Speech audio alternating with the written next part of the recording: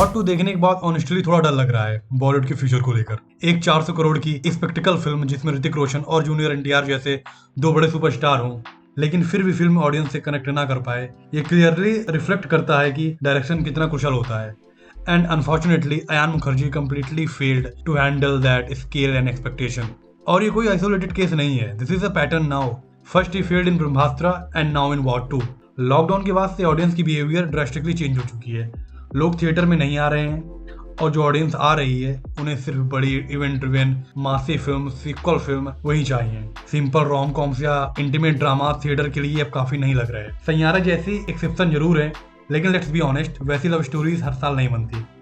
आज की ऑडियंस मास, spectacled, star power और स्केल को थिएटर वर्दी मान रही है। प्रॉब्लम ये है कि बॉलीवुड के पास अब ऐसे डायरेक्टर्स नहीं बचे हैं जो मासी फिल्म बनाना जानते हो, जो सुपरस्टार्स को उसकी फुल ऑन स्क्रीन ऑरा के साथ प्रेजेंट कर सकें। बारिंग सिद्धार्थ आनंद, ऑनेस्टली कोई भी नाम याद नहीं आता जो ऋतिक, सलमान या एसआरके जैसे स्टार्स को उस लेवल पे पोर्ट्रे कर सके। Good directors like Sanjay Leela Bhansali, Raju Hirani वैसा सिनेमा नहीं बनाते। सिद्धार्थ आनंद ने पठान में एसआरके का कमबैक जिस तरीके से स्टेज किया, from screen presence to action to dialogue, it was perfect fan service.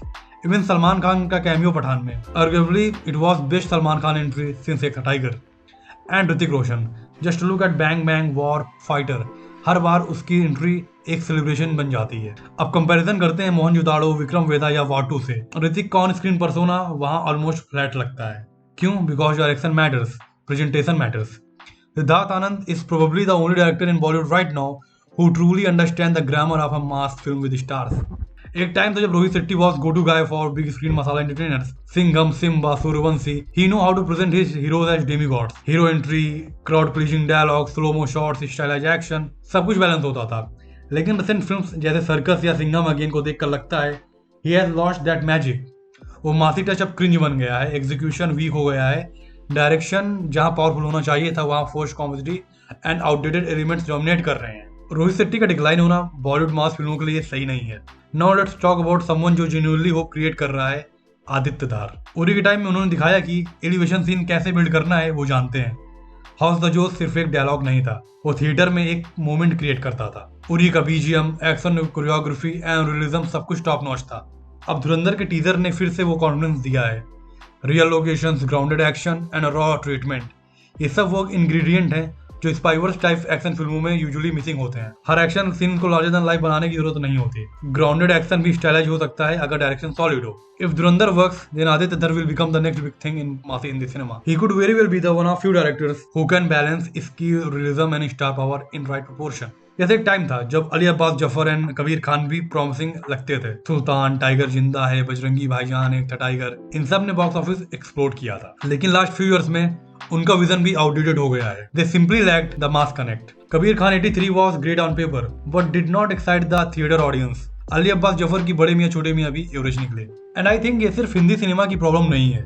अगर पूरे इंडियन सिनेमा की बात करें तो मास फिल्म मेकर्स की अब लिस्ट काफी छोटी हो गई है। Like S Rajamouli, Prashanth Neel, Sandeep Reddy Vanga, Atlee Kumar, Lokesh Kanagaraj, that's it, end of the list. Apart from these few, no one consistently delivers on a pan-India level.